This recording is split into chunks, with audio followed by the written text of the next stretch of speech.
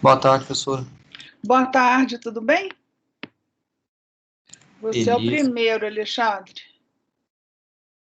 Meio zoado, acabei de sair de uma prova ali, Helene do céu, o Rubem é bruto, hein? Nossa Senhora. Boa tarde, Eloy.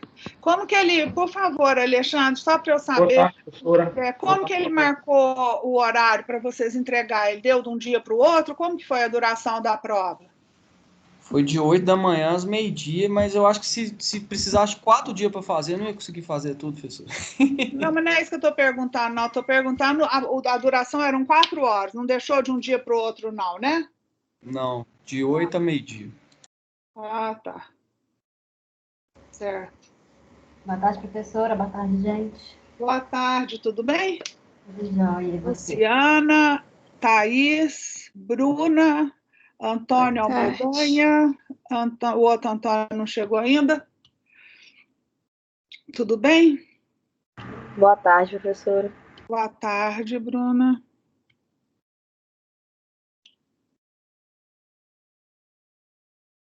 Eloy, Alexandre, será que os outros alunos estão fazendo a prova?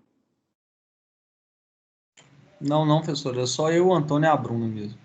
Acabei a prova agora, professora. Hã? Acabei a prova agora.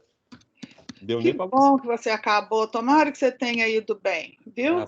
se Deus quiser. O professor Rubem é ótimo. Gente boa demais. Muito bom, Ele professor. é muito bom, professora. Antônio Oliveira chegou, José Messias. Boa tarde, professor. Boa tarde, pessoal. Boa tarde. Boa tarde, gente. Professor Rubem é muito bom, professora. É muito gente boa, gente. Aprendendo muito com ele, graças a Deus. Graças a você e ao seu estudo e ao professor, né, Antônio? Uhum. Não sei se Deus está ajudando nisso, não. Tem que estudar. Porque Deus está para todo mundo. Quem aprende, quem não aprende, igual, não é? Uhum. Então a gente tem que estudar.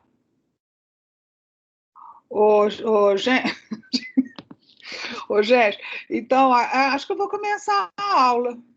Ou eu espero um pouquinho mais, chegar mais alguém.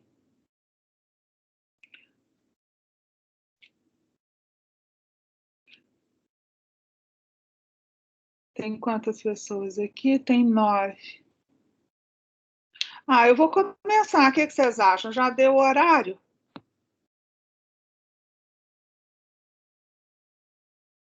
Né?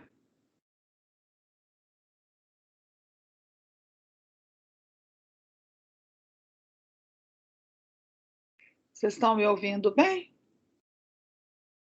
Sim. Sim, tô sim. Então acho que eu vou começar. Deixa eu aumentar o volume.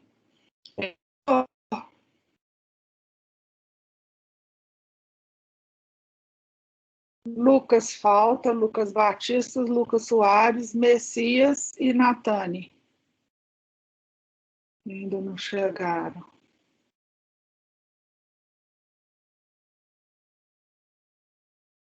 Eu sou o José Messias. Já estou aqui já. É porque tem 2 entradas com seu nome. O Zé Messias, foram 2 entradas com seu nome. Eu entrei com um nome, depois você pediu com outro e-mail, ficaram 2 entradas.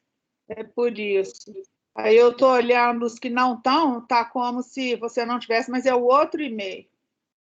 Você entrou 2 vezes, né? É porque minha matrícula só foi efetivada depois, mas tudo bem.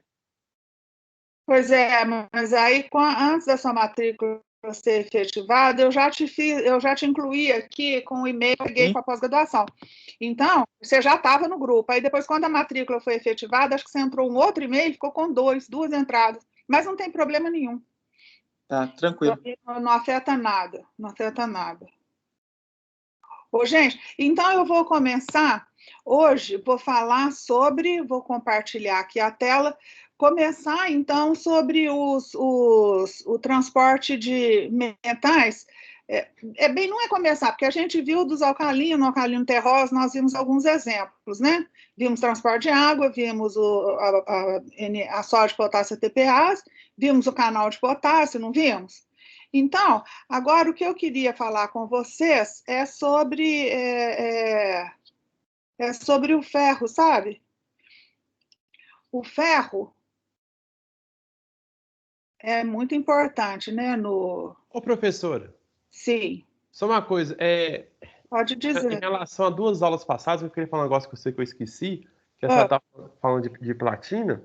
Muitos complexos de platina 4, muitos não, eu já encontrei alguns complexos de platina 4 que eles não são profármacos, eles atuam direto, fazem seu mecanismo sendo octaédricos mesmo. Uai, Antônio, depois, se você quiser falar sobre isso ou colocar o artigo aqui no grupo para todo mundo ler. Sim, é um artigo, acho que do ano passado, que mostra que um complexo de platina 4, ele é octaédrico, aí a forma de interação dele é como a xantina oxirredutase, que ele interage como o cofator de molibdeno dessa proteína e desregula e leva a célula à apoptose. Isso. O que é difícil, discutindo aí o assunto que você trouxe, é difícil da gente associar o efeito que a gente observa macroscópico, digamos, é antitumoral, tá? Digamos, inibe o crescimento da célula de câncer. É difícil você associar com certeza esse efeito a uma interação específica que aconteça, porque mais de uma interação acontece. Entendeu? Então é difícil Sim. você dizer qual que é realmente a causa do efeito citotóxico. Então a gente tem que ler o artigo e ver, porque, por exemplo, se você mostrar que interage com alguma proteína, ele mesmo sendo octaédrico, não significa que dentro da célula está acontecendo e que é isso que faz ele inibir o crescimento do câncer. Tem que ler se o artigo mostrou realmente ou se é uma proposta, entendeu o que eu estou falando? Então, ele mostrou assim, foi até pro DFT, né, que fala, ele mostrou pro DFT que tem a interação. DFT não mostra, né? DFT é cálculo O teórico, cálculo. né? Proposta. DFT É é o- proposta, não mostra, certo? É cálculo teórico, né? É. Então, isso aí você já tem uma proposta, você faz cálculo. Mas sabe o que eu vou te falar? Coloca o artigo no Teams, você sabe colocar anexo no Teams, não sabe? Ou Teams ou Moodle, eu só converso com vocês, relembrando, não me mandem o WhatsApp pessoal que eu não vou responder, porque eu vou tratar um aluno diferente dos outros. Então, na minha maneira eu acho que é mais ético, eu só respondo as coisas dentro do WhatsApp do grupo com todo mundo ouvindo. Beleza. Hein? Eu já fiz esse combinado. Eu estou falando isso, Antônio, não é por causa de artigo, não é por causa de prova. E o pessoal fica me escrevendo no meu e-mail pessoal, no meu WhatsApp pessoal, falando coisa de prova. Eu só aceito falar sobre prova, essas coisas, dentro do WhatsApp de todos. Que aí todo mundo vê, eu não vou dar tratamento especial para ninguém. Tá? Então, o artigo você coloca ou no Teams ou no Moodle. E aí a gente lê e discute numa próxima aula, pode ser? Pode. Eu não sei se você entendeu o que eu disse. Tem que ver o que é que acontece dentro das células, se foi mostrado dentro das células, e se foi mostrado que é isso que inibe o crescimento tumoral. Ou se a interação dele com a proteína foi feito in vitro. Então, pelo DFT, mostrava que interagia. Aí ele fez... DFT não mostra, DFT é cálculo teórico. Uhum. Então, cálculo teórico, você calcula, por exemplo, você propõe da sua cabeça, da sua inteligência, uma proteína. Aí você propõe no cálculo teórico, é no computador isso, não é em vivo. Beleza. Entendeu? Aí você propõe, aí ele pode interagir, mostra que interage, que a energia é favorável, sim, mas no programa do computador não tem a célula inteira. É uma proposta, entendeu o que eu estou falando, Antônio? Uhum. Dentro da célula, pode ser que o composto seja reduzido e também interaja com o ADN, não sei. A cisplatina interage em vários outros sítios sem ser o ADN, isso eu falei com vocês na aula. Uhum. Então, não tem que ver, por exemplo, você está falando, o efeito dele é devido a ele continua octaedro, é no estágio de oxidação 4, a platina não reduz a 2, não sei, vamos ver. Eu vou mandar, então. Melhor você põe o artigo aí, todo mundo lê, na outra aula a gente discute. Eu não li esse artigo, eu não sei de qual que você está falando. Beleza, então. Mas é interessante, né? Porque é mais um alvo. Sim, tá? sim. Mas, voltando aqui, vocês estão vendo a minha transparência?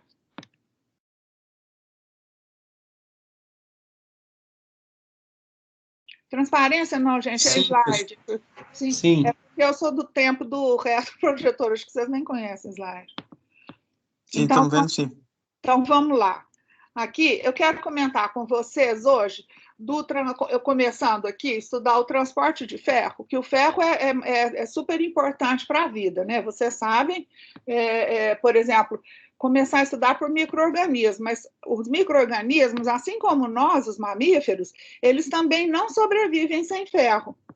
Então, o ferro, a gente tem, já é um caso de transporte para entrar dentro das células que é mais estudado, é dos mais bem estudados. Então, tem alguns exemplos muito bonitos que já tem um histórico grande de estudos feitos e que eu vou mostrar para vocês.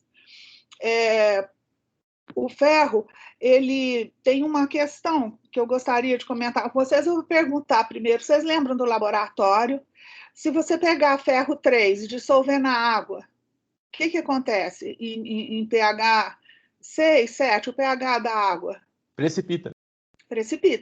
Precipita na forma de hidróxido férrico. Então, esse é o maior problema para se usar o ferro. Como que a gente faz para utilizar o ferro? Nós e os micro-organismos, né? Então, vou pegar alguns exemplos. Tem vários transportadores de ferro. Vou pegar os exemplos mais conhecidos, mais bem estudados, para discutir com vocês.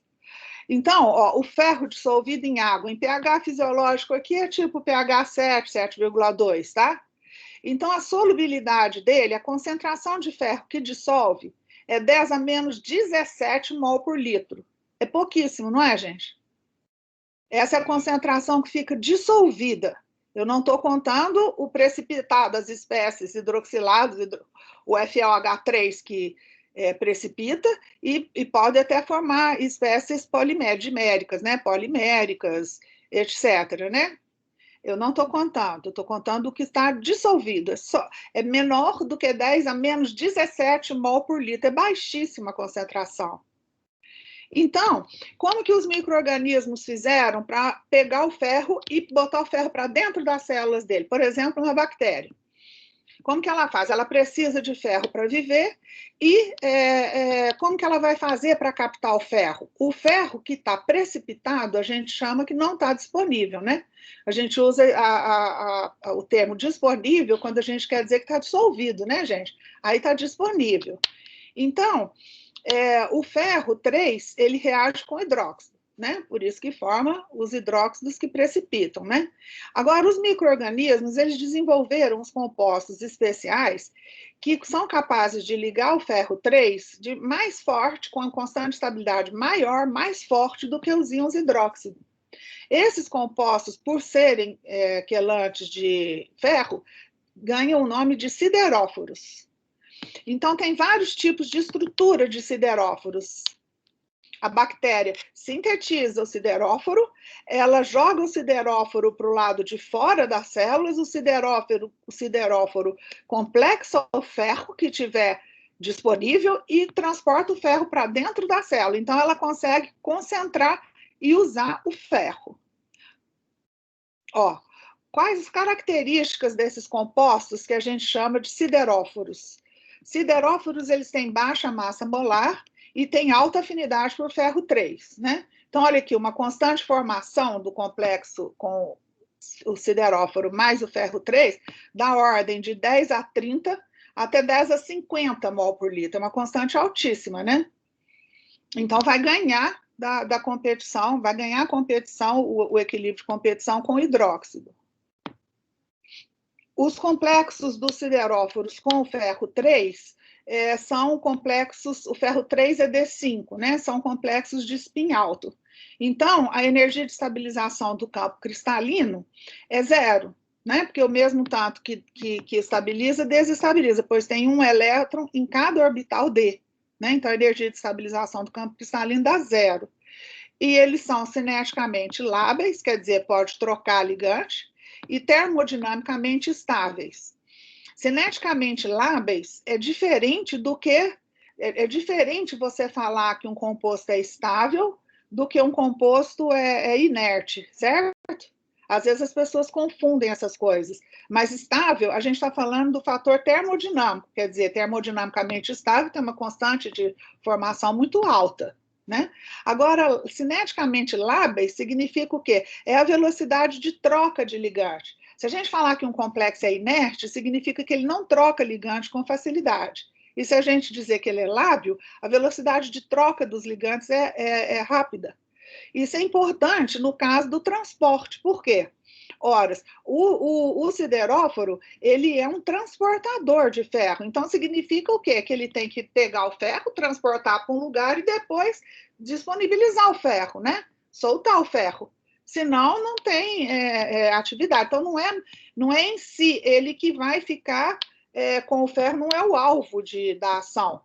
Né? O ferro é necessário para sintetizar M, na respiração celular, o ferro é necessário em outros sítios. Então, o transportador tem que fazer uma ligação estável para ganhar a competição do hidróxido e tem que ser lábil para que ele relaxe o ferro quando entrar dentro da célula, né? As interações o ferro 3, se vocês se lembram, é um ácido duro, né? Tem uma elevada razão carga-raio. Carga 3 mais um raio pequeno, ele é um ácido tipicamente duro. Então, os sideróforos, que são compostos que foram desenvolvidos especialmente para complexar ferro, tem que ser também bases duras, né? E essas bases duras, a gente já sabe que tem átomos doadores, mais átomos doadores que são oxigênio, né? Para fazer interação duro-duro, que são mais estáveis, né? Então, tem dois tipos comuns de sideróforos. Uns que contêm o grupo hidroxamato, vou colocar para vocês a estrutura, não sei se vocês se lembram como que é um hidroxamato, e o nome desses sideróforos.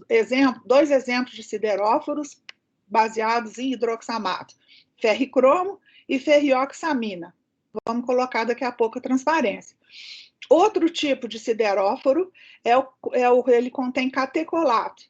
Vou mostrar para vocês, não sei se vocês estão lembrando a estrutura do catecolato. Um sideróforo que contém catecolato, muito estudado, é a enterobactina. Nós vamos ver em maior detalhe esse funcionamento da enterobactina. Aqui, o ferricromo, um sideróforo, peraí, deixa eu pegar meu laser. Esses desenhos... eu vou colocar depois para vocês o artigo, para vocês lerem. Esse artigo aqui é de 95, está antigo, mas é interessante, que ele coloca... É um artigo sobre os sideróforos. Ele coloca as estruturas dos sideróforos mais comuns, sabe? Então, eu tirei desse artigo esse desenho. Esse artigo aqui, esse sideróforo chama ferricromo. Ele a base dele para ligar aqui no ferro é um hidroxamato. Então, vocês vejam aqui, ó, o grupo hidroxâmico é um C-O-N-O, tá vendo? Que liga ao ferro. Aqui, ó, um outro hidroxamato, tá vendo? O C-O-N-O, que liga aqui ao ferro. E aqui do lado de cá, o outro hidroxamato.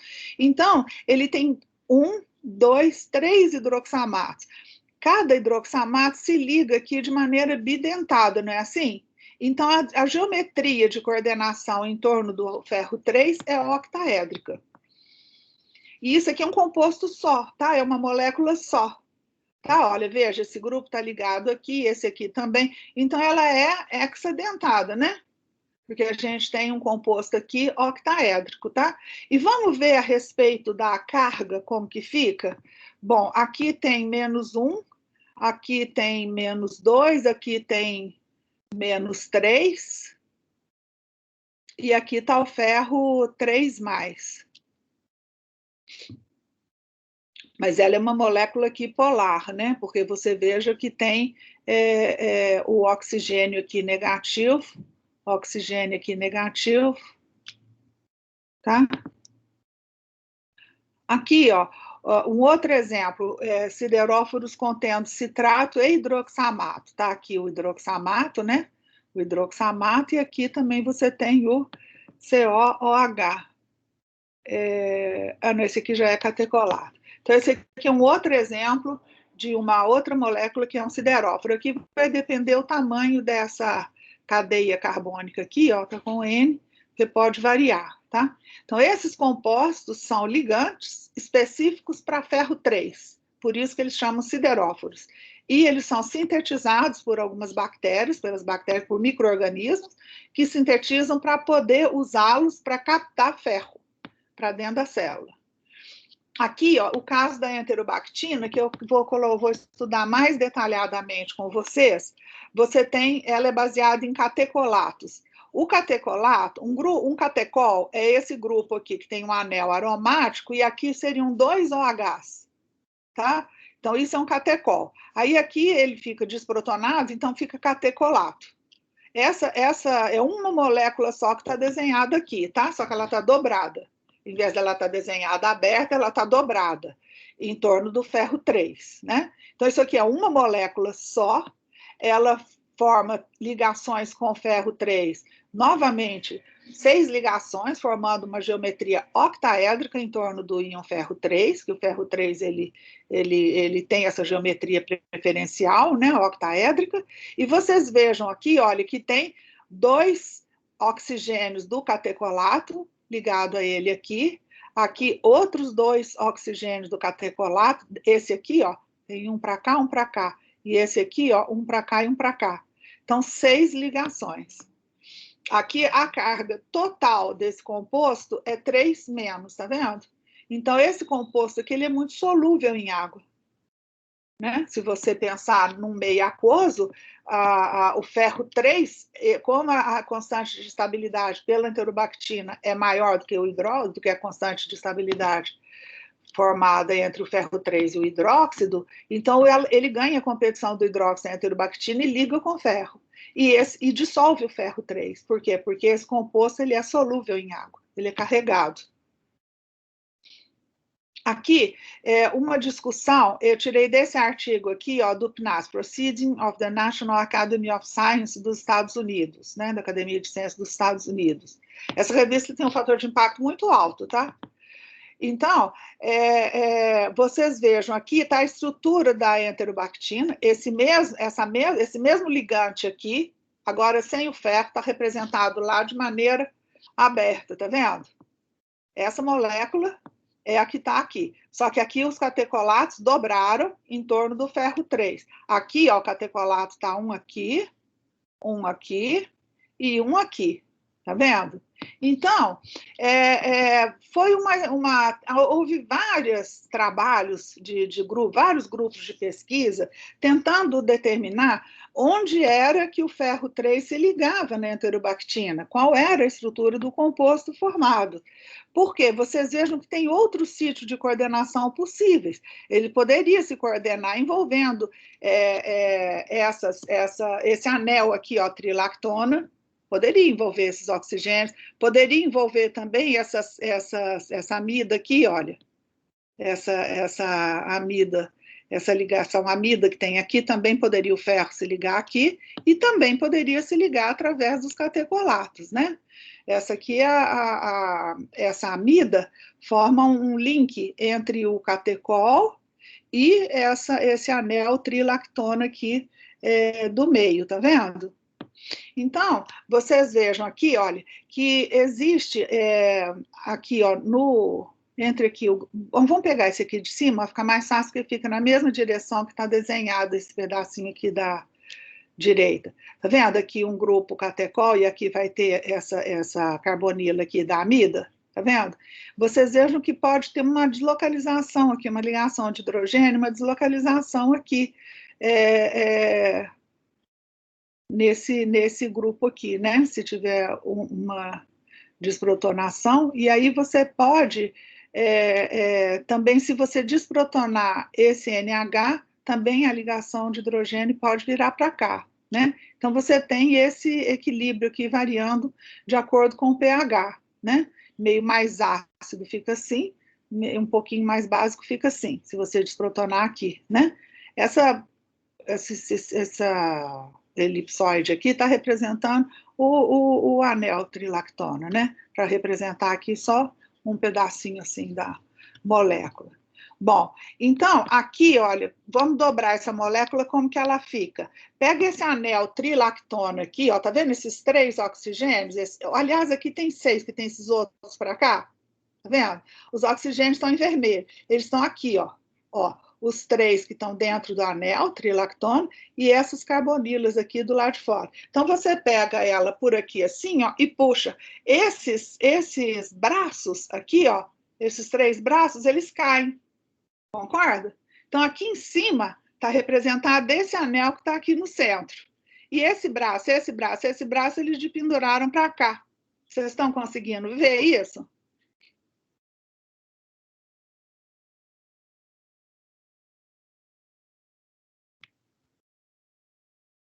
Sim. Sim, professora. Tá fácil, né? Então, aqui representadas as ligações de hidrogênio. Agora, aqui, eu quero comentar com vocês o seguinte: foram feitos vários estudos, e um estudo que conseguiu se cristalizar, conseguiu se determinar a estrutura, conseguiu se obter um cristal suficientemente bom para poder determinar a estrutura por difração de raio-x, foi com um complexo de vanádio 4. Então, por analogia com o ferro 3, você pode imaginar que esse complexo formado poderia ser igual. Então, vocês vejam aqui em verde é um vanádio 4, e aqui, olha, onde que ele está coordenado? Ele está coordenado através dos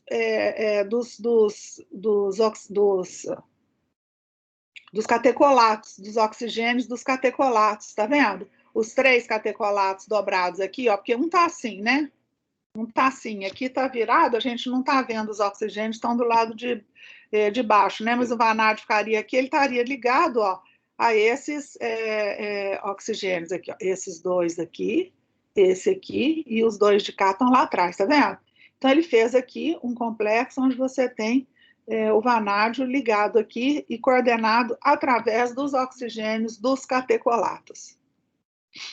Vocês conseguem imaginar essa estrutura? Não, tá bem bom o desenho, não tá? Dando assim para ter uma ideia tridimensional? Tá sim, professora, tá bom. Sim, professora. E os nitrogênios aqui em azul, né, que a gente representa, né? Então, esses nitrogênios, eles estão aqui, o anel trilactona aqui em cima, os nitrogênios, cada um para cá, e aqui os 3 grupos catecolatos. Então, é uma molécula de enterobactina que ligou com um vanádio 4. Aqui, outra coisa, vocês sabem, para a gente, se uma molécula tiver, se ela for quiral, se ela tiver atividade ótica, ela vai interagir de modo diferente com a luz polarizada à direita e a luz polarizada à esquerda, não é?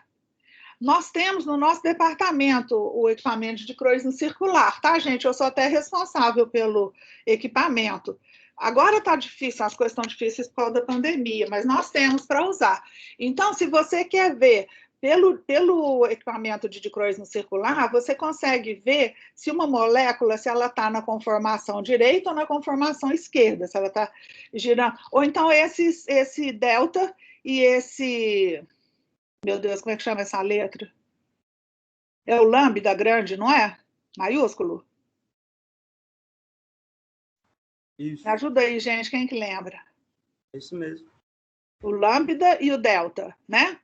O lambda maiúsculo e o delta maiúsculo, né? Então, vocês vejam o seguinte, aqui está um espectro de dicroísmo circular, aqui, em primeiro lugar, do composto do cromo com a enterobactina. Então, em solução, um composto do cromo com a enterobactina. Então, aqui, o que o dicroísmo circular, o que o espectrômetro registra para a gente? Aqui é o epsilon, a diferença entre a absorvância da luz polarizada à direita menos a absorvância da luz polarizada à esquerda. Se uma substância não for oticamente ativa, por exemplo, se você colocar só água na cubeta, você vai ter um espectro aqui só no 0. Não vai ter atividade óptica, então não vai haver diferença da luz polarizada, da absorção da luz polarizada à direita menos a da luz polarizada à esquerda. Por outro lado, se você tem atividade óptica, você vai ter, olha, aqui se você parte do comprimento de onda maior, né, da menor energia, você tem um efeito Cotton positivo, aqui um efeito Cotton negativo e aqui um efeito Cotton positivo. Esse tipo de curva significa que essa molécula ela está presente na conformação direita, tá? Essa aqui desse delta grande. Então, você pode representar pelo delta e o lambda. Às vezes, você representa pelo nome em latim. Tem livro que coloca S é de sinistros e o R do rectus, do direito, não é? Então, essa aqui seria R e essa aqui seria S. Tem livro que coloca do francês o droit, esse aqui, e o gauche, tá? Então, vai depender ou então do latim, o rectus e os sinistros, R e S, tá? Bom, enfim, aí qual a experiência que foi feita, esses espectros que eu tirei do livro do professor Lippert? Aqui embaixo, o que tem? Aqui embaixo tem os dois isômeros óticos do triscatecolato cromo 3. Aqui o triscatecolato só, sem ser a enterobactina. Ah, vocês conseguem imaginar o catecol? Ou quer que eu desenho?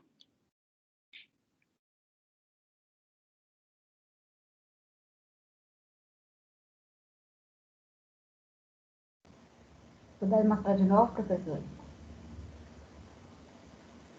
Espera aí. Deixa eu pegar aqui, ó.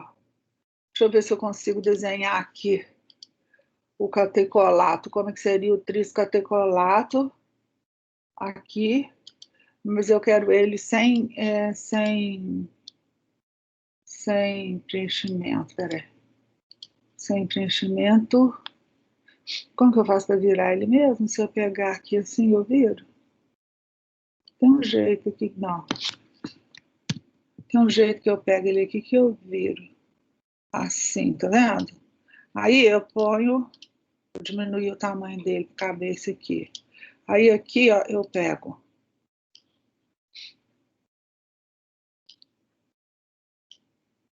Ficou pequenininho demais, não ficou?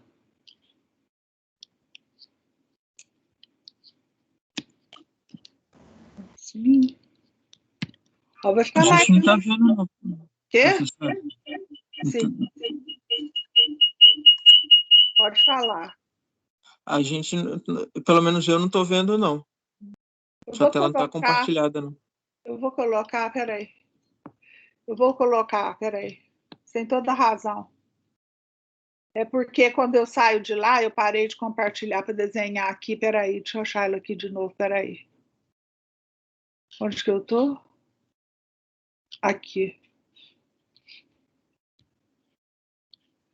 Vocês estão vendo, não estão? Então, Sim, agora sim. Sim, professor. eu estou arrumando aqui, peraí.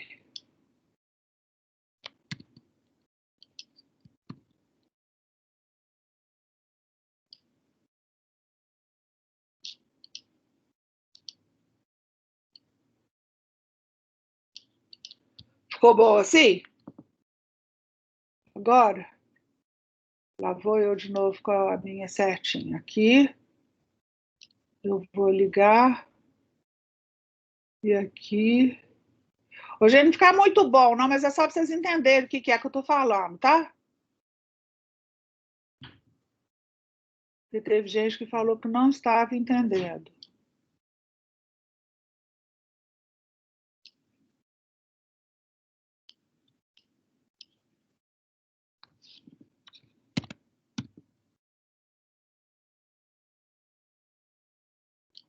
É isso aqui. Vocês conseguem imaginar aqui mais 2 para cá e mais 2 para lá?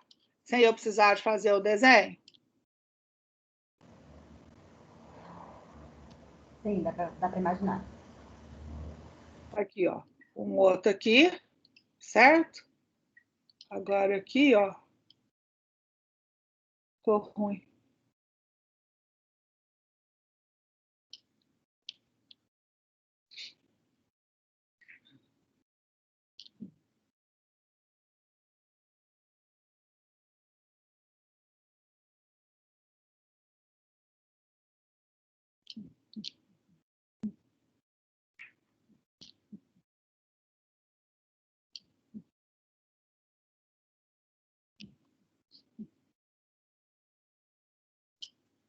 Esse programa não é de fazer desenho, mas é porque eu vi que teve gente que teve dificuldade de imaginar um triscatecolato, por isso que eu estou...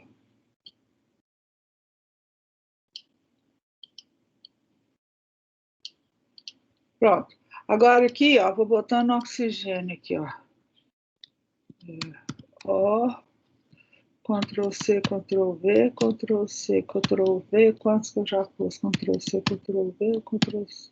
Não, Ctrl C, Ctrl V. Deixa eu ver se eu consigo arrumar aqui. Este aqui, este aqui, este aqui.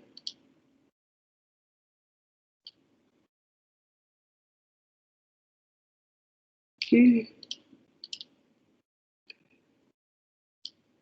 Aqui. Agora eu tenho que fazer mais um risquinho assim, gente. Lá vou eu, vamos ver se com esse aqui eu faço. Se não ficar bonito, azar, tá?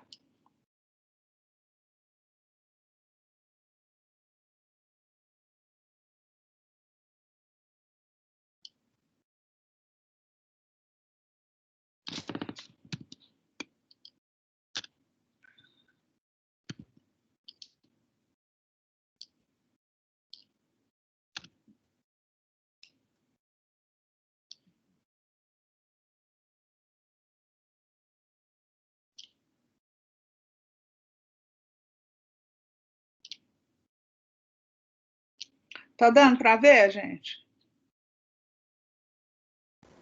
Tá, sim, tá ótimo. Agora eu atrapalhei aqui, não sei o que eu arrumei aqui que eu atrapalhei. Droga!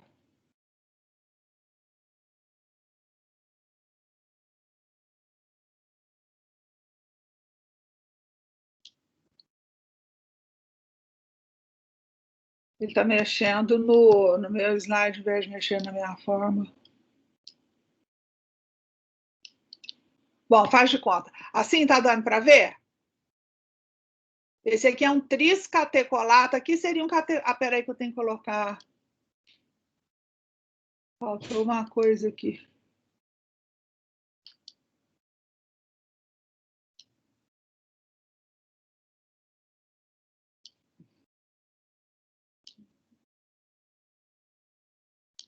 Assim, ó, tá vendo?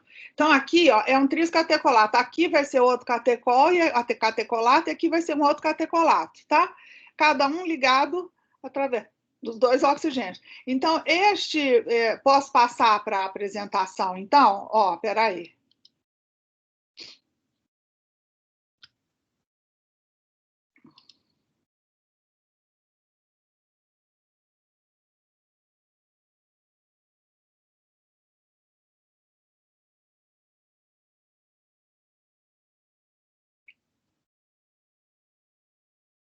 Agora eu tenho que compartilhar de novo, peraí. Aqui. Estão vendo? Estão vendo o slide? Estão vendo, gente? Sim, tá dando para ver. Bom, então pronto. Então, aqui, Sim, professor. recordando, aqui é o espectro de dicroísmo circular feito com uma solução de... O que está dentro da cubeta? O complexo com a enterobactina, que foi isolada lá com a cultura celular, uma enterobactina mais cromo 3. Então, aqui é o espectro da enterobactina mais o cromo 3. Tá? Aqui embaixo, para comparar, foram feitos. O cromo 3, ele é mais inerte, né, gente? Então, é mais fácil você separar os isômeros direito e esquerdo usando o cromo 3 do que o ferro. Por isso que muitas vezes ele é usado, quando é para separar estereoisômeros, é usado o cromo 3. Então, aqui vocês vejam que os dois isômeros foram isolados, os dois isômeros óticos, tá? Então, aqui embaixo tem o isômero delta, o direito esse aqui, do cromo com a enterobactina, aí foi feito o espectro dele, esse está aqui em cor vermelha. Depois, também foi isolado o isômero esquerdo, do cromo com a enterobactina. Foi registrado o espectro, está aqui dele a linha em preto. Tá vendo? Eles têm conformação diferente. Este vermelho aqui é a conformação direita, o isômero esquerdo. Aqui, ó, o primeiro sinal efeito Cotton aqui negativo, positivo. A quiralidade da banda é invertida, vocês estão vendo? Essa aqui é positiva, essa é negativa. Nesse comprimento de onda, ó, em 580, esse aqui tem uma banda positiva, esse aqui negativa. E aí, por efeito de comparação, se você compara o espectro da enterobactina com o cromo, você veja que a conformação dele é a mesma do isômero delta, né? Primeiro efeito Cotton aqui positivo, negativo, positivo, tá vendo? Então, baseado nesse experimento, foi proposto que foi descoberto, né, que o complexo da enterobactina, aí fazendo analogia do cromo com o ferro 3. Então, que o complexo metálico da enterobactina, que era formado, era de conformação direita.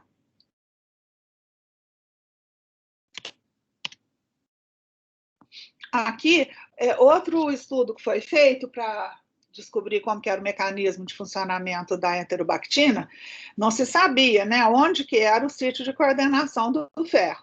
Então, foram feitos uma outra linha de pesquisa muito usada em bioinorgânica para estudar os compostos formados em vivo, é o uso de modelos sintéticos, de mais simples, sintetizam-se modelos no laboratório e estudam-se os complexos desses modelos e comparam-se os espectros dos complexos do modelo com os complexos do composto que é presente em vivo. Então, nesse caso, foi sintetizado esse ligante que chama MECAM. O MECAM, ele tem aqui, da mesma maneira que a enterobactina, os 3 grupos catecóis, ele tem esse grupo amida aqui que faz a ligação, só que no centro ele não tem mais aquele anel trilactona, tá vendo? Aquele anel trilactona, ele também é um possível sítio de coordenação do ferro, tem 3 oxigênios lá, só que aqui ele não está presente nesse composto. Então, o que foi feito? Uma maneira de você ver, lembrando qual que é o papel biológico desse complexo, a função desse ligante, da enterobactina, é transportar ferro do lado de fora da célula para o lado de dentro da célula da bactéria, não é? Então, eu tenho que arrumar um meio, uma experiência, eu tenho que arrumar um método do experimental que me permita distinguir o ferro que está do lado de fora da célula do ferro que está para o lado de dentro da célula, não é? Então, como que eu posso fazer a experiência? Como que eu vou distinguir isso? Como que eu vou ver o ferro que entrou dentro da célula com o ferro que já estava lá? O que eu coloquei na solução? Uma maneira é usar radioisótopo, né? Porque aí você se você determinar que tem radioisótopo do ferro 3 depois da sua experiência dentro da célula, significa que foi transportado da maneira que você adicionou, porque senão não iria ter radioisótopo na célula normal, não iria ter esse radioisótopo, né? Então, isso é uma maneira de estudar transporte de íons metálicos dentro da célula, usando os radioisótopos, porque você põe lá a cultura de bactéria, coloca o seu composto marcado com o radioisótopo, coloca no meio de cultura. Depois você separa o meio de cultura de fora da célula e você conta dentro da célula o que vai ter do isótopo marcado, o que tiver, o que entrou. Né? Então, o que foi visto? Foi visto que esse composto MECAM, ele inibia a incorporação de radioisótopos do ferro e que ele era transportado pela célula, pela membrana. Então, isso provou que aquele anel trilactona não era essencial, senão esse aqui não iria interagir com o ferro, né? Se fosse essencial aquele anel trilactona. Então, o transporte funcionou da mesma maneira quando eu usava esse composto sintético, esse modelo, que é o MECAM. Aqui, eu tirei também do grupo do livro do professor Lippert, aqui já é uma proposta do mecanismo inteiro funcionando. Então, aqui, ó, a bimembrana, a bicamada fosfolipídica, tá? Aqui a cabeça polar, aqui a parte hidrofóbica, as duas caudas hidrofóbicas, aqui a cabeça polar, e aqui o que está representado? Aqui é uma micrografia eletrônica de uma célula de Escherichia coli, uma bactéria comum. Essa aqui é a micrografia eletrônica da bactéria. Se a gente fizer um zoom, fizer uma ampliação dessa parte aqui, uma partezinha da membrana externa, da membrana plasmática, aí você vai ver o quê? Tem um receptor, um transportador, uma proteína receptora na membrana dessas bactérias. Ela se liga, essa proteína ela é receptora para um complexo da enterobactina com ferro. Então, ela não liga a enterobactina livre, é a enterobactina com ferro que é reconhecida aqui por esse receptor. Então, aqui a enterobactina está representada, está vendo? Esse três semicírculo aqui representaria os catecolatos. Então, aqui seria um O menos, aqui o outro O menos, um O menos, outro O menos, fazendo o sítio de coordenação octaédrica aqui para o ferro. Aqui o complexo do ferro com a enterobactina, tá vendo? Então, a enterobactina, a célula da bactéria, que é dentro da célula, aqui do lado de fora. A célula da bactéria sintetiza a enterobactina, joga para o lado de fora da célula, coordena o ferro, o pouquinho de ferro que está lá livre, né? Ela coordena, e a membrana tem um receptor específico para esse complexo, ele entra, então, aqui por um transporte ativo. Então, aqui, esse transporte, ele está acoplado à hidrólise de uma molécula de ATP, dando ADP e um fósforo inorgânico, né? Um fosfato inorgânico aqui, isso aqui a gente já viu bem, né? Quando a gente estava estudando o ADN, né? Então, vocês vejam aqui que o ferro ele entra dentro da célula complexado, na forma complexada com esse ligante chamado enterobactina, esse sideróforo, e o transporte é ativo. Interessante, né? Vocês vejam, isso aqui é um mecanismo de transporte, porque o ferro ele não vai entrar dentro da célula e atravessar essa membrana livremente. Primeiro que ele não fica solúvel, e se ele ficar livre na solução aquosa, ele precipita, ele forma hidróxido. Então, é um complexo de ferro, é um complexo metálico, ele entra dentro da célula complexado a um ligante específico que a bactéria sintetizou. Por isso que eles chamam sideróforos. E ele entra aqui. Depois, lá dentro, ele vai ter que dissociar. Né? Esse complexo vai ter que dissociar para poder ser usado pela célula da bactéria. Né? Provavelmente ele vai entrar num compartimento aí com um pH mais baixo, onde o ferro seja solúvel.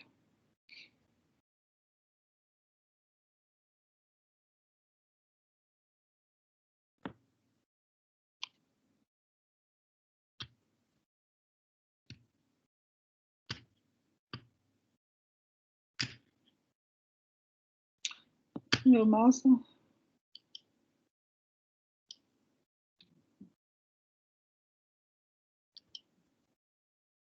Alguém tem alguma pergunta ou algum comentário a fazer sobre esses compostos, os sideróforos? Alguém tem algum comentário sobre isso? Ou alguma pergunta?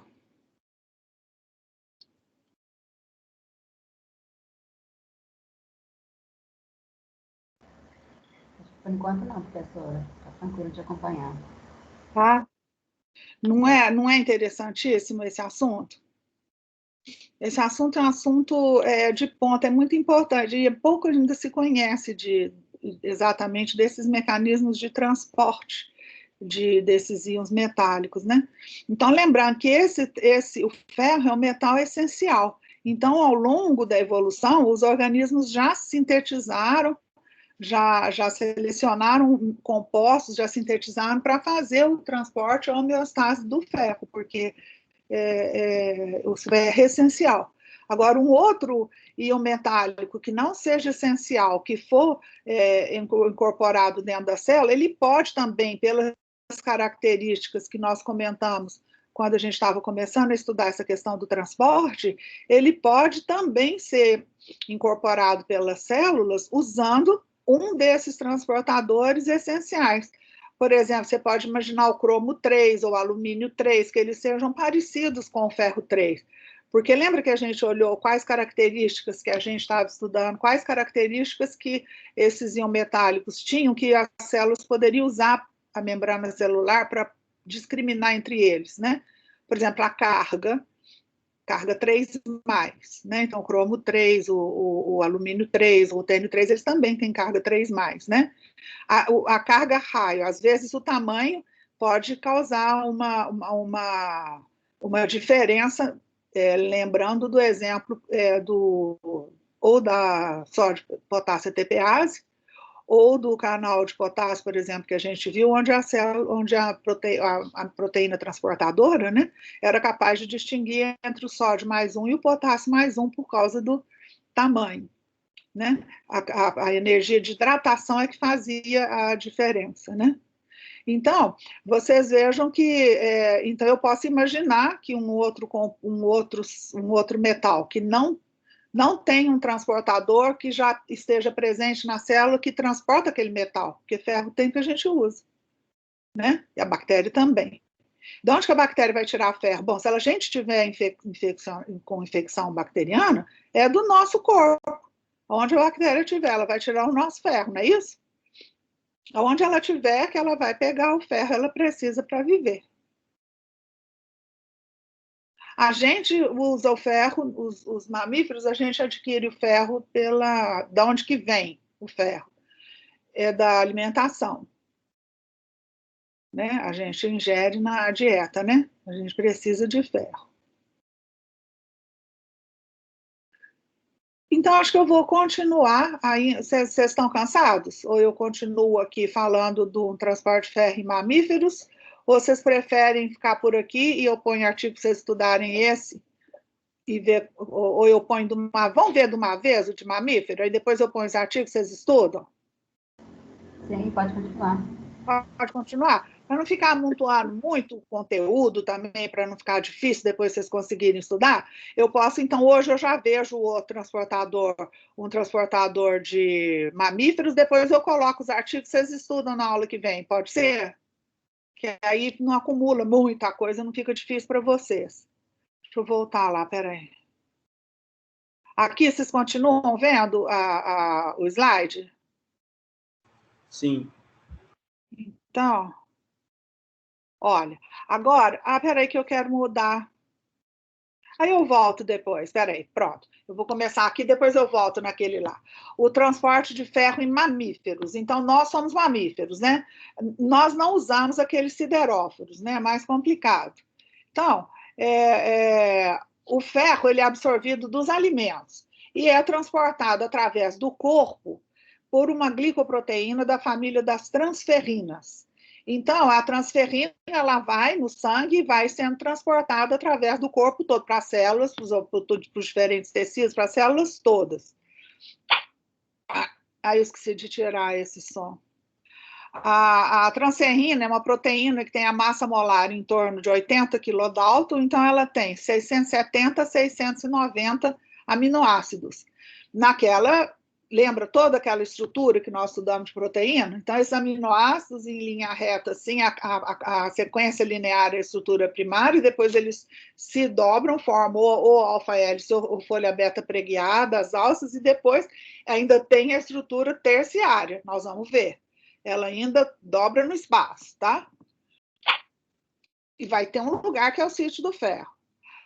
Uma única cadeia polipeptídica, tá? Essa proteína ela é formada de uma única cadeia polipeptídica, disposta em 2 lobos similares. Então, ela tem 2 regiões similares, 2 domínios ou 2 lobos. Eu vou mostrar também para vocês o slide. Cada lobo, é o N-terminal, né? É uma única cadeia polipeptídica. Então, como a gente viu, a gente começa a desenhá-la do N-terminal. Né? E desenha e vai até o final no C-terminal, a sequência que é escrita, né? Então, cada lobo, um no N-terminal, o outro no C-terminal, liga a um átomo de ferro. Então, essa proteína, cada mol de transferrina liga 2 ferros, tá? 2 átomos de ferro. Bom, como que é feita a ligação do ferro em cada um desses lobos? A molécula vai ligar 2 íons ferro. né? 2 íons ferro 3. Como que é feita a ligação de cada íon ferro? Cada lobo, ele liga um íon ferro 3 e um ânion carbonato. Então, esse carbonato, ele está presente, né, nos meios celulares, não é? Nos fluidos biológicos, a gente não tem um tampão de carbonato, a gente respira, tem CO2, tem o tampão de carbonato, nós temos carbonato, né?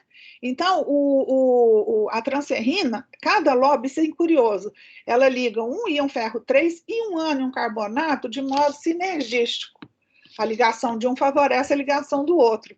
E esse carbonato, então, ele não é um ligante, não é proteico, né? Não é de aminoácido, é um ânion carbonato mesmo. A região onde o ferro se liga é hidrofílica. A gente comentou isso, né? Que a proteína ela se dobra de maneira que às vezes você pode ter uma região onde os grupos hidrofílicos ficam e outra região onde ficam os grupos menos polares, né?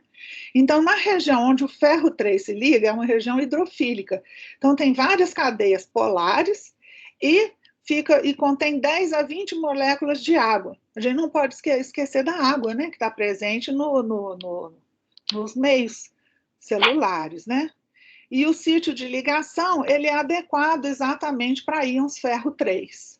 Já foi selecionado para isso, esse composto. E a constante de ligação da transferrina para o ferro 3 é de 10 a 20, em torno de 10 a 20. E para o ferro 2, em torno de 10 a terceira. Então, vocês vejam que ela é muito seletiva para ferro 3. A constante de ligar a estabilidade do complexo de ferro 3 com a transferrina é muito maior do que a estabilidade do complexo de ferro 2 com a transferrina. Isso aqui é determinado como, gente? Como a gente comentou, fazendo titulações, você vai fazer com a transferrina sem célula, in vitro. Você vai fazendo, faz soluções com várias proporções molares ferro 3 transferrina e vai registrando. Pode ser o espectro. Você vai registrando alguma propriedade que você vai medindo, ou pH, e depois faz também uma solução com vários diferentes razões molares, ferro 2 com transferrina. E aí você calcula as constantes de formação. Então, você compara aqui que ela tem uma constante de formação muito maior. Essa constante de formação, a gente dá um nome também para constante de estabilidade. Vocês já repararam que eu uso, às vezes, as duas maneiras, né, de me referir, constante de formação ou constante de estabilidade. Com o ferro 3 da ordem de 10 a 20 e com o ferro 2 da ordem de 10 a terceira. Aqui vocês já ficam imaginando, né, gente? Eu já vou adiantar. Olhando para isso, a gente já fica imaginando que pode ser uma maneira de o complexo soltar o ferro, né? Porque a transferrina vai entrar com o ferro dentro da célula, mas em algum momento ela vai ter que soltar o ferro, porque o ferro vai ter que ir para a mitocôndria, onde vai sintetizar o M, não vai? O ferro. Então, vocês podem imaginar, falar, uai, se ele for reduzido, a estabilidade diminui, tá vendo? Então, aqui, esse composto aqui é muito difícil de dissociar. Esse aqui já é mais fácil, né? Então, a gente já pode pensar também que isso possa acontecer dentro das células, que ele pode ser reduzido.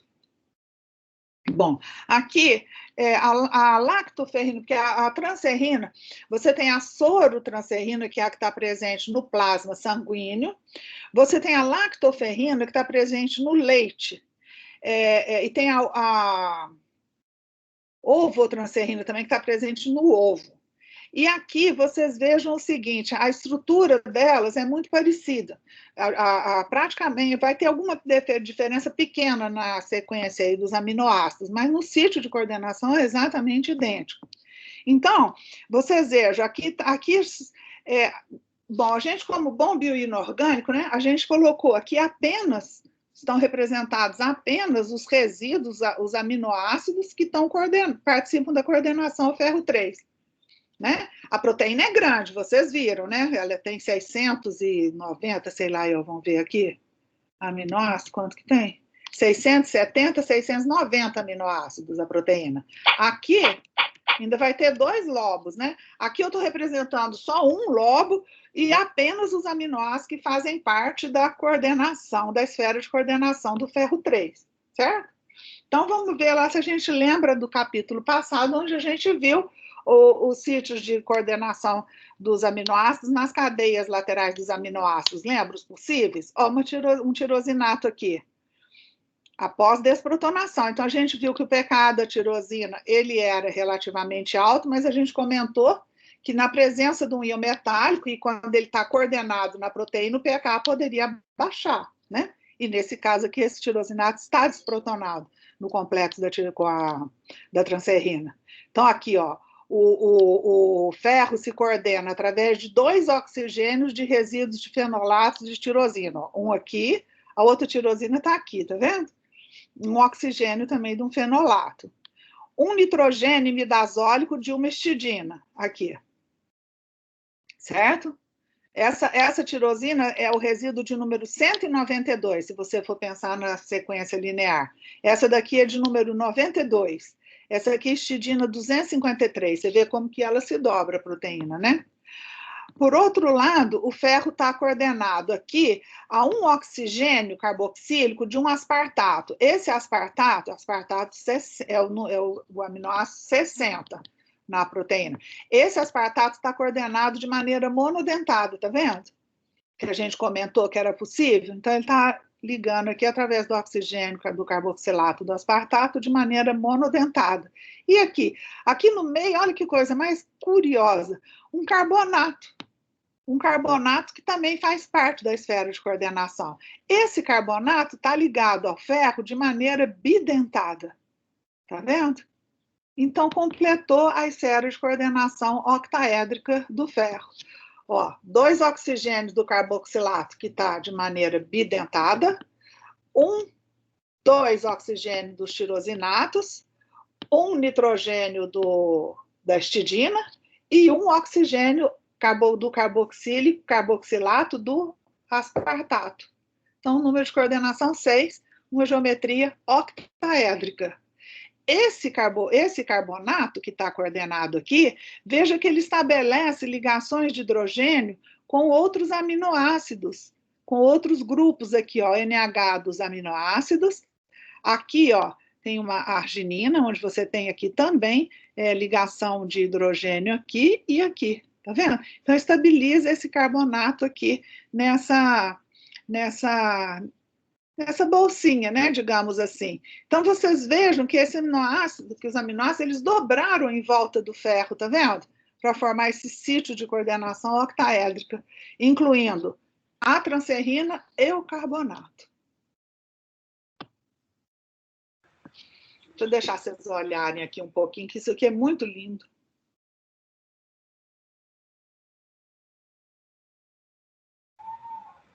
Professor, eu tenho uma dúvida. Sim. O K é mais uma informação, não sei se você tem essa informação. O K de formação desse complexo da transferrina com ferro é maior que aquele complexo que você mencionou anteriormente, dos vegetais? Vegetais, não, bactéria, da enterobactéria? Isso. Ó, a constante de ligação da transferrina é da ordem de 10 a 20. O da enterobactina era maior ainda, não era? Era maior? Era, lembra? Acho que era 10 a 30, 10 a 50. O da transferrina, o da enterobactina era maior ainda. Mas eu já voltei tudo. Errei demais aqui, fui lá para o canal de... Aqui, quer ver? Ah lá, ó. Nossa, é bem maior. 10 a 30, 10 a 50. Uhum. Todas são muito altas, né? A função é transportar o ferro. Né? Então, tem uma questão. Para transportar o ferro, tem uma questão de estabilidade termodinâmica que o complexo tem que ser... ter uma afinidade grande o suficiente para ganhar a competição do hidróxido. Né? Então, um composto que vai transportar ferro em pH 7, nos meios fisiológicos, ele tem que ligar o ferro, o ligante tem que ligar o ferro com uma constante suficientemente alta para poder ganhar a competição do hidróxido, porque o meio é água, não é? É meio aquoso, né? É o plasma sanguíneo, mas o solvente basicamente é água, né? Então, se você não ganhar a competição do hidróxido, você não vai conseguir, esse composto não vai conseguir transportar ferro. E, por outro lado, também não pode ser super, super, super, super alta também, porque ele vai ter que ser termodinamicamente, vai ter que ser cineticamente lábil, porque em algum momento ele vai ter que soltar o ferro. É um transporte. Né? Pensa assim, igual, por exemplo, você pega um ônibus. O ônibus você tem que dar conta de entrar dentro do ônibus, na hora que chegar no lugar que você quer, você tem que sair. Né? Que é seu objetivo, por exemplo, ir para o campus. Né? Então, o ferro, mesma coisa. A transferrina vai pegar o ferro de um lugar e vai levar para outro. A hora que chegar na célula, ele tem que sair.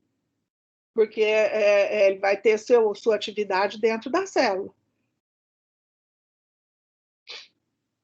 Então, tudo tem que estar concatenado, né? Sim, entendi. E tem que ter ferro, né? O ferro vem da alimentação. Então, quem for vegetariano tem que... Eu não sei se tem que tomar suplemento de ferro. Eu não sei se... Porque a quantidade de ferro que está nos vegetais não é tão grande assim e os compostos são menos solúveis, são mais difíceis de serem absorvidos do que o ferro na hemoglobina, quando a gente come a carne vermelha. O ferro está coordenado na hemoglobina. O ferro é mais fácil de ser absorvido pelo nosso organismo do que, por exemplo, as pessoas falam, feijão tem ferro. Tem, mas é mais difícil de ser absorvido. Então, eu não sei se a pessoa... Eu estou falando vegetariano de verdade, porque tem gente que não é vegetariano e fala que é ovo-lacto vegetariano. Aí não, porque no ovo, no leite tem ferro. Aí não é vegetal, né? Nem leite, nem ovo. Eu estou falando vegetariano mesmo. Então, tem que comer ferro na alimentação. Quando a pessoa está com algum problema de anemia, os médicos receitam composto de ferro. É muito comum em mulher. Eu não sei se vocês conhecem alguém que tem anemia, os médicos receitam composto de ferro, tem o sulfato ferroso, ou com aqueles aminoácidos. Você tem que tomar composto com ferro 3 para tratar anemia, sabe?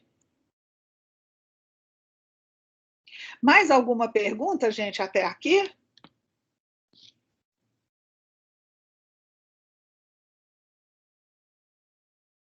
Bom, então aqui, ó, que lindo, o carbonato, que faz parte desse sítio de coordenação. Então, vamos tentar ver como que fica aqui.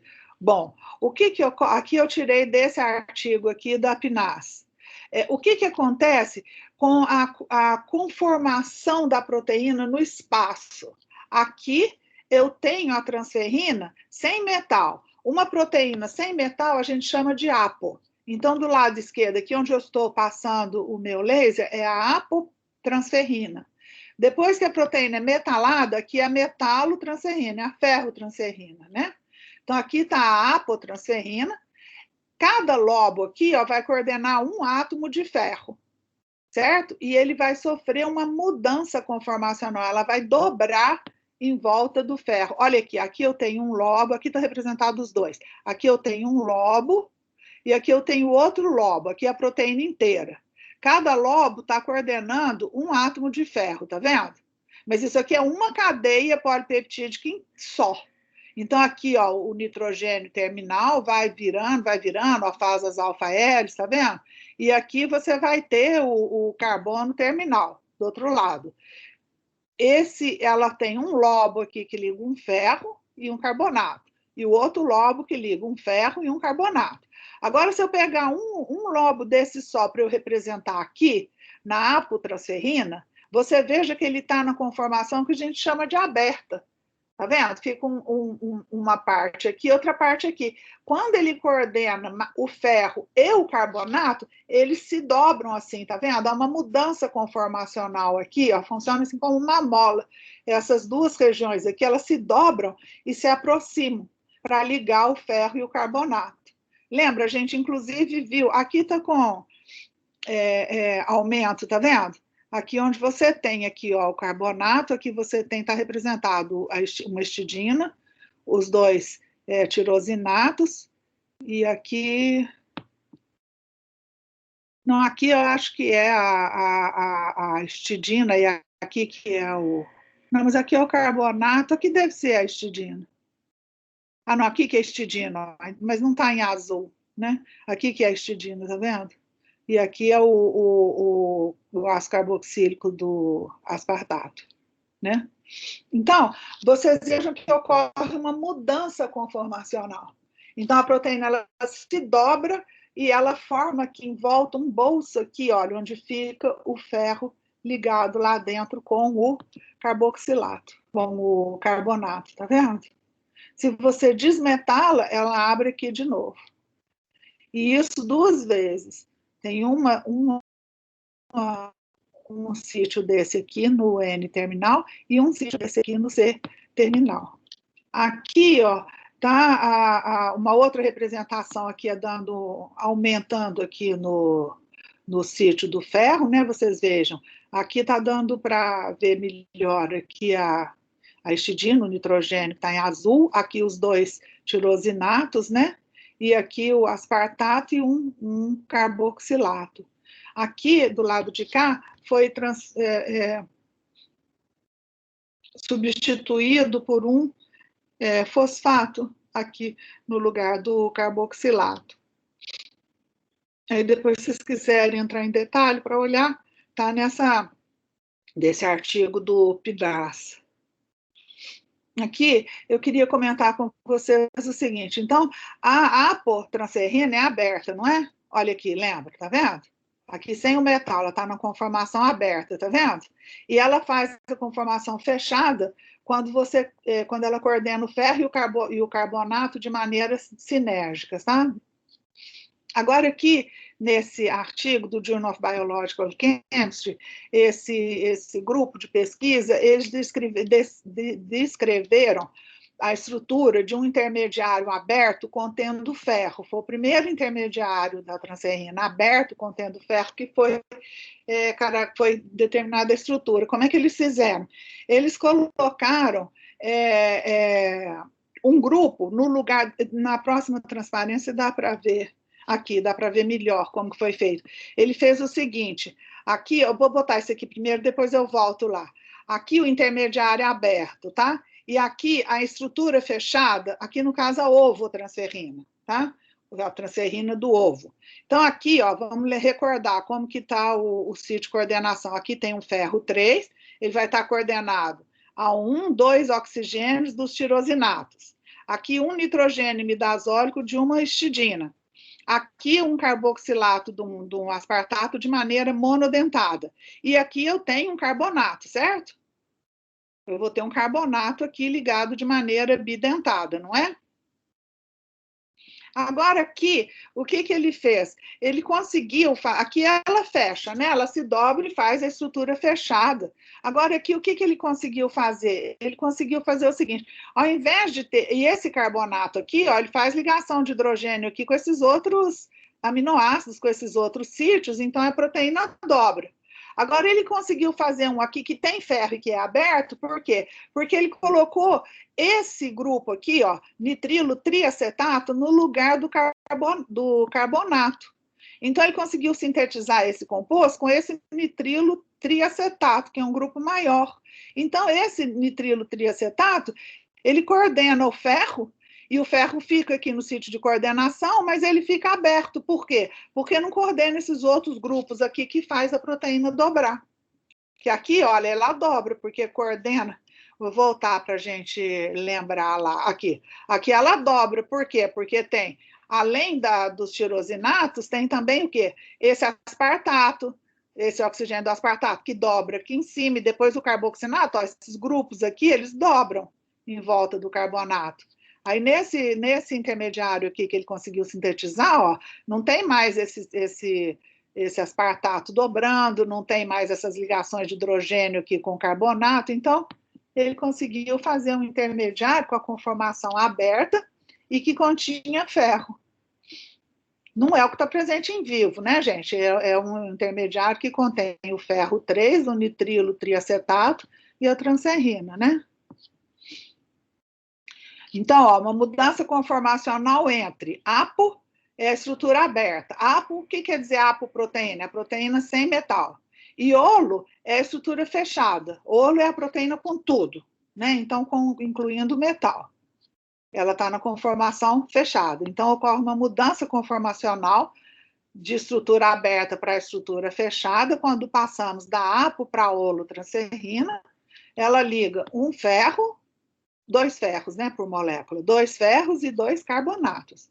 Aqui, então, colocando a sobreposição da apotransferrina, está em preto, para vocês verem que ela está na conformação aberta, a apotransferrina em preto. E o intermediário aberto dela, contendo aquele grupo nitrilo triacetato, está em verde, né? Aqui, tá vendo como é que ele se sobrepõe com o de preto? Para mostrar que ele é aberto. E esse vermelho aqui seria a holotransferrina, que aí quando ela está metalada, ela dobra, tá vendo? Passa aqui, ó, da conformação aberta para fechada. Certo?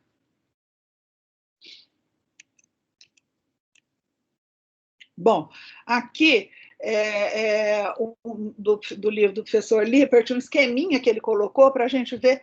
Bom, o ferro coordenou a transferrina, nós que somos bioinorgânicos, é maior interesse nós saber aonde que é o sítio de coordenação, qual que é a geometria, como que coordenou, já vimos os espectros e tudo. Agora, como é que esse complexo entra para dentro da célula? Vamos ver? Então, aqui, ó, tem uma apotransferrina, um esqueminha aqui, ó, com ela na forma aberta, sem metal, né? Então, os meninos falam que isso aqui é um tal de um Pac-Man, vocês conhecem esse joguinho? Não parece um Pac-Man? Aqui, ó, cada sítio liga uma bolinha, essa aqui é um átomo de ferro, ele liga 2 ferros.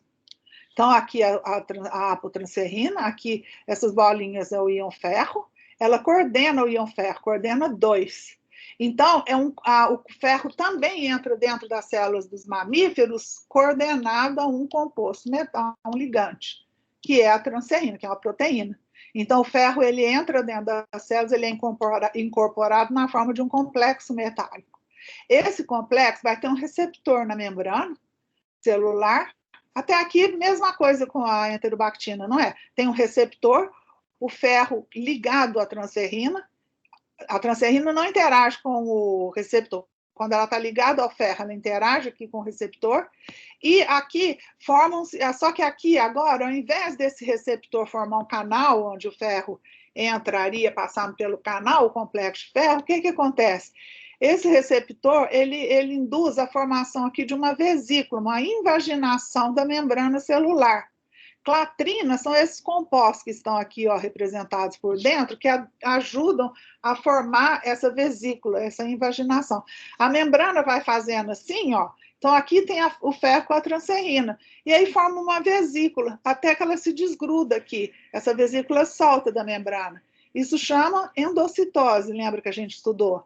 Né? Então, esse meio de transporte é usado para incorporar ferro nas células de mamíferos, inclusive nas nossas, por exemplo, né? Então, aqui você tem uma vesícula que fica aqui dentro, então, o complexo de ferro com a transferrina. Essa vesícula, a membrana dela, vai encontrar com o endosoma, a membrana vai fundir, não vai? Então, a membrana vai fundir aqui e vai ficar dentro do endosoma. O endosoma é uma vesícula que a gente tem dentro do citoplasma. Essa vesícula tem, inclusive, essa organela, nesse endosoma, ela tem, inclusive, transportador de próton na membrana. Então, o pH aqui dentro é mais baixo, sabe? Em torno de 4, 5. Então, acredita-se que isso também ajude a induzir a protonação aqui dos sítios da transferrina e a dissociação do ferro. Então, o ferro ele é dissociado aqui dentro da vesícula. Aqui, essa parte tem uma hidrólise de ATP, né? E aqui você tem aí o ferro está dissociado. O ferro dissociado, ele pode ser estocado no citoplasma, numa proteína especial, que é um estoque de ferro que chama ferritina, né, formando uns clusters de ferro. Fica lá no citoplasma para quando tiver em concentração baixa precisando, o ferro da ferritina é usado. E essa membrana aqui agora, que está com a transferrina livre, ela vai circulando aqui, vai fundir de novo com a membrana plasmática e vai liberar a transferrina livre do lado de fora, o ciclo pode recomeçar. Tá? Então, a dissociação do ferro aqui, ela é direcionada ela é acoplada à hidrólise de um ATP.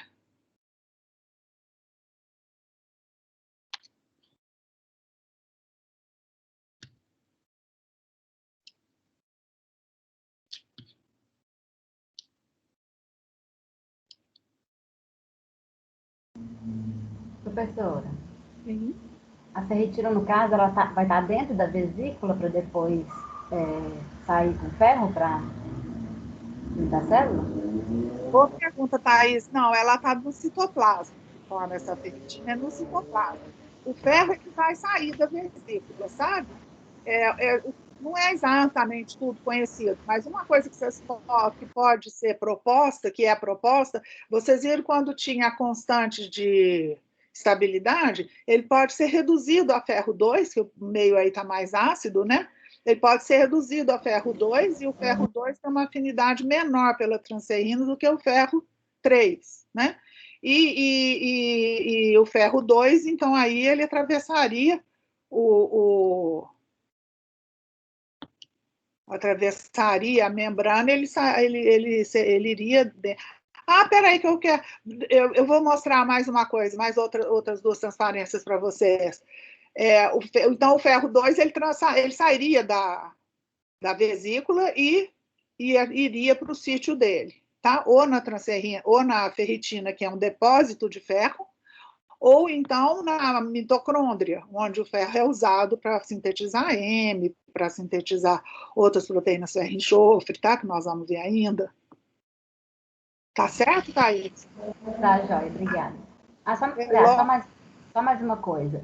Mas na ferritina ele está na forma de ferro 3 ou ferro 2? Tá, na forma de ferro 3. Eu posso, depois, se você interessar, pegar uma estrutura da ferritina para a gente olhar. É um cluster de ferro. Ah, tá. Não, tá, joia. Obrigada, viu? Tá. Eloy? Professora, esse depósito de ferritina, eu posso falar que ele ocorre principalmente ali nas células hepáticas ou não tem uma região em que tem esse depósito em maior quantidade? Nas células do fígado tem muito glicogênio, né? Que você deve estar pensando. É porque quando se pensa num exame de ferritina elevada, ela é no fígado, né? Por isso que eu estou perguntando, ele está relacionado com essas células hepáticas? Relacionado tá, porque no fígado tem mais quantidade de ferro, né? Tem glicogênio. Agora, as outras células também têm ferritina. A questão é que quando você tiver uma concentração maior de ferro, você vai ter maior quantidade de ferro estocado na ferritina. Quando faltar ferro, aí o ferro da ferritina que é usado. Entendi, obrigado. Nada. Lucas? Professora, anteriormente você tinha mencionado que no citoplasma tinha componentes que reduzia os metais, correto? Aí essa ferritina, no caso, teria ferro 3+, mas não seria ferro 2+, não? No caso? Você tinha mencionado também no slide passado que o K de formação é menor quando é reduzido o ferro para 2+. Isso, dentro do endosoma, isso. Aí, por que formaria essa ferritina, no caso? Ela tem um K de formação maior? Vocês estão interessados? Na aula que vem eu vou trazer um slide sobre a ferritina, já que vocês se interessaram. Agora eu vou colocar uma coisa aqui a mais, espera aí. Vou colocar do transporte na mitocôndria. E na aula que vem eu trago sobre a ferritina, tá? Espera aí. Beleza. Aqui, espera aí, deixa eu voltar.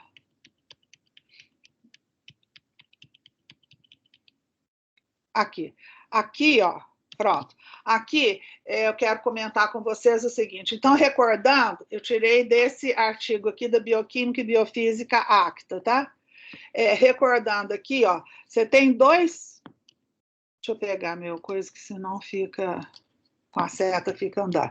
Você tem dois mecanismos principais para entrada de ferro, uptake de ferro nas células, tá?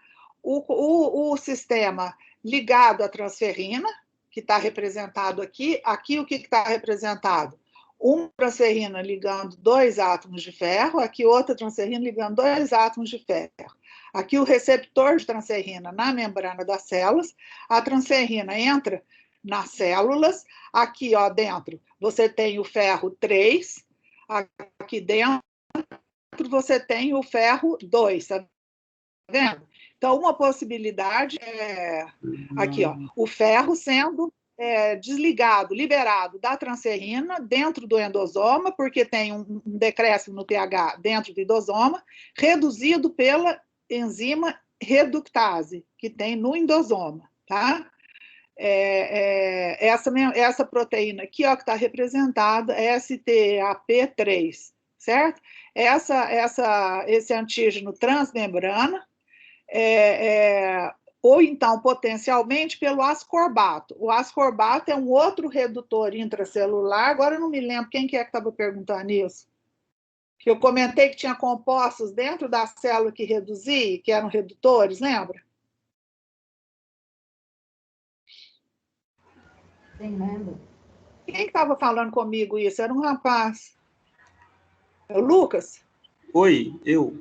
Quem está falando que tinha redutor dentro da célula, que eu falei na aula passada? Foi comigo, professora. Foi o Eloy, exato. Foi o Eloy. Aqui, ó, então o ascorbato é um desses agentes redutores intracelulares. Tá? Então, você tem, pode ser a redutase endossomal, dentro do endossoma vai ter essa redutase, ou então pode ser também ascorbato aqui. Ascorbato também é um agente redutor intracelular. O meio intracelular, ele é redutor. O ferro 2 é, então, transportado pela membrana do endossoma, aqui a membrana do endossoma, por um transportador de ferro 2, de valente, tá? E ele pode ser, ele pode fazer parte, então, de um depósito aqui de ferro, LIP, tá? Labile Iron Pool, no citosol, e ele pode, então, ser usado numa proteína de estocagem de ferro, que é a ferritina, ou então ele pode, daí, ser usado na mitocôndria para fazer o quê? Para sintetizar ou M, que vocês já conhecem, ou então os clústeres, as proteínas ferro-enxofre, que a gente ainda não estudou. Tá? Agora, aqui é um outro transportador que é do ferro que não está ligado à transferrina. Existe também esse transportador. Então, eu vou comentar com vocês, tá? Se tiver excesso de ferro, se o organismo tiver com excesso de ferro, uma concentração muito alta de ferro, então sobrar ferro que não está ligado para a transferrina.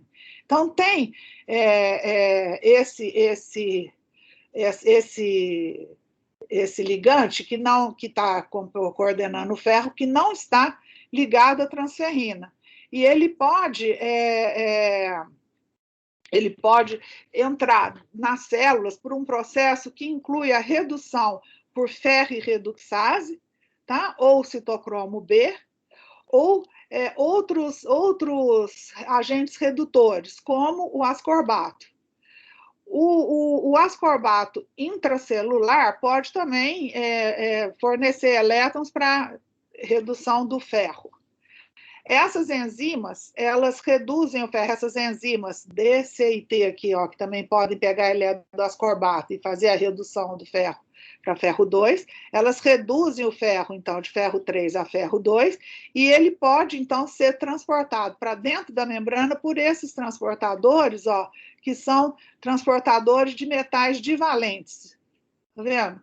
Esses transportadores de DMT, que tem aqui, e que tem aqui no endosoma, são transportadores de metais divalentes. Então, o ferro pode ser reduzido e passar também pelo transportador de ferro 2. Aí ele pode vir para esse pool de ferro aqui e pode ou ser eliminado da célula, ou ficar estocado como ferritina, ou então ser utilizado na mitocôndria para sintetizar. Aqui agora é só na mitocôndria. Então, aqui é o citoplasma, essas bolinhas aqui são os ferros, né? Aqui é o ferro citoplasmático, tá? e ele como que ele vai parar na mitocôndria? 3 possíveis mecanismos através aqui a membrana da mitocôndria, que a mitocôndria é uma organela que tem também essa membrana, essas cristas aqui mitocondriais, e tem esse espaço aqui também interno na membrana da mitocôndria. Então, o ferro ele é transportado através da membrana interna da mitocôndria por esse transportador mitoferrina 1 ou 2. Aqui está representado a mitoferrina 1 ou 2, está simbolizado aqui por esse retângulo aqui cor-de-rosa, tá? Então, ele é transportado aqui dentro, pela membrana interna, ó, levado o ferro do citoplasma para dentro da mitocôndria, tá?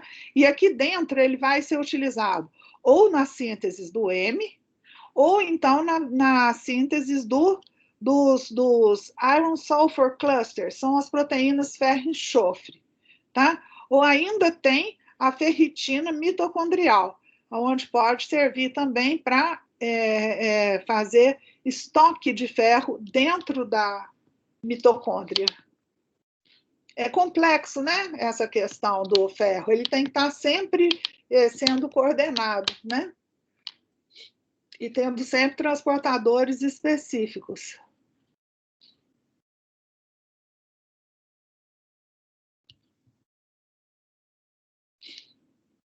Alguém tem alguma outra pergunta?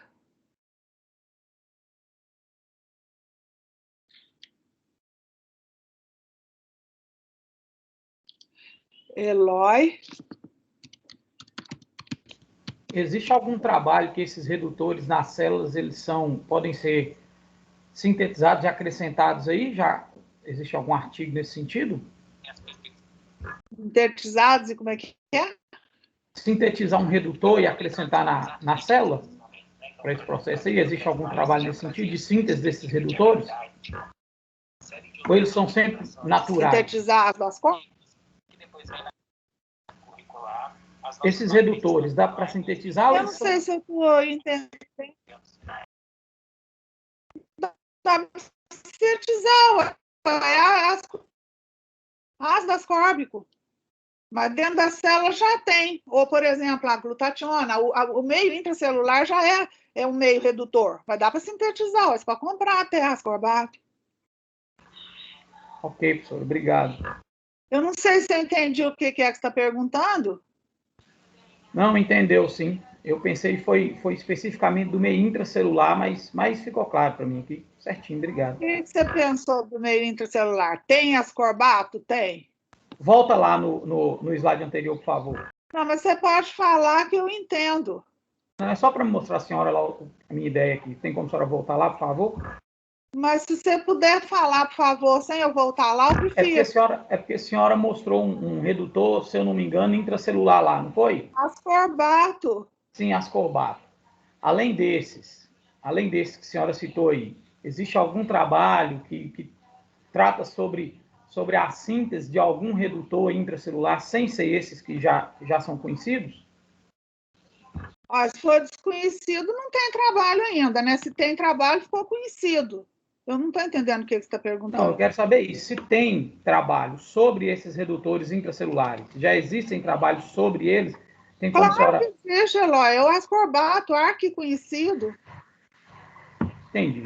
Tá bom, Sora. Tem milhões de trabalhos sobre... Eu mesma tenho um trabalho com a glutationa, que é um redutor, que é a cisteína, a glutationa, que são redutores intracelulares, que eu tenho com o arsênio, por exemplo. Tem milhões de trabalhos com esse redutor, mas depende do que é o foco do trabalho. Eu não entendo do que você está falando. Ascorbato é ascorbato. Tem milhões de trabalhos ascorbato, que é arquiconhecido. Tem milhões de trabalhos na ácido ascórbico, mas eu não sei para que você está querendo. Tá bom, eu entendi. Beleza. Eu não sei o que você está querendo saber, não. Era só isso mesmo, era só isso. Se existe algum trabalho nesse sentido de ter um intracelular meio que artificial, que meio que funcionasse como um catalisador para acelerar um processo desses aí, mas eu entendi, sim, o que a senhora quis dizer. Obrigado. De nada. Deixa eu ver se eu consigo aqui passar para vocês. Eu já resolvo essa história agora. Quer ver? Espera aí. Pronto, vê se vocês me enxergam aqui. Vocês estão vendo a minha tela? Então?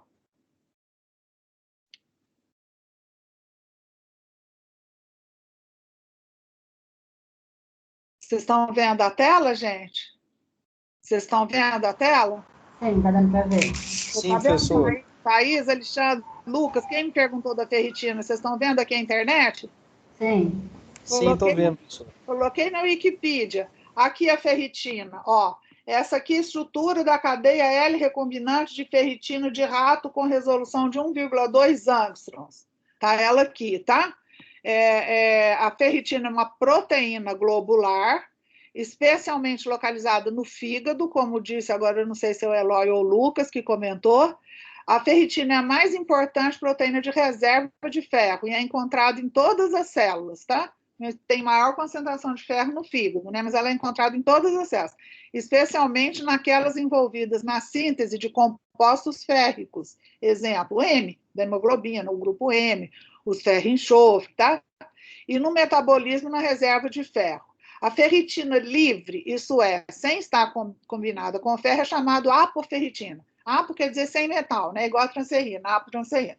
Foi descoberta por Lofberg em 1934. Agora aqui tem a descrição, ó, é uma macromolécula de massa molar igual a 600 mil Daltons, formada por uma fração polipeptídica, a apotranserrina, no interior da qual são encontrados até 4.000 átomos de ferro. Então, vai fazendo esses clusters de ferro. Em condições normais, isso pode representar 25% do ferro total encontrado no corpo. Além disso, a ferritina pode ser encontrada sob a forma de vários isômeros. Presente em todas as células, no metabolismo de ferro, hepatócitos, macrófagos, não sei o quê, não sei o quê, tá? A ferritina circulante reflete diretamente o nível de ferro estocado no organismo, sendo um dos parâmetros mais importantes para o diagnóstico diferencial de anemia ferropriva, que é a detecção do excesso de ferro e avaliação do estado férrico, né? De ferro 3. Aqui, ó, dosagem de ferritina, que é importante, que quem estava perguntando está interessado no exame que é feito. A ferritina só é dosada quando ela está ligada ao ferro. Seu valor normal no sangue varia de 10 a 80 microgramas por litro. 1 grama de ferritina pode secar até 8 miligramas de ferro. É incrível, né, gente? É realmente um depósito de ferro, né?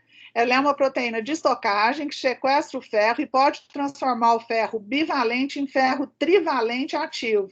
Tá vendo? Ela transforma o ferro, passa para ferro trivalente. A ferritina, uma proteína da maior importância no armazenamento do ferro, normalmente aparece em pequenas quantidades no soro. Em adultos sadios, os níveis séricos de ferritina são diretamente relacionados à quantidade de ferro disponível armazenado no corpo e pode ser medida com precisão por radioimunoensaio. E lá vai. Ó, ficou bom?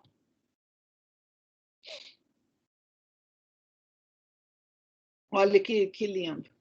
Quase tudo alfa-hélice, né, gente? Verdade. Quase tudo alfa-hélice e essas alças, né? Ligando. Mas olha que curioso. Essa é uma estrutura da ferritina.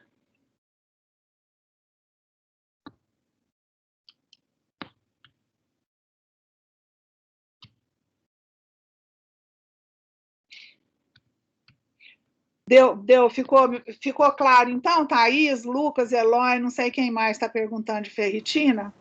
Sim, professor, obrigada. Então eu nem preciso de colocar na aula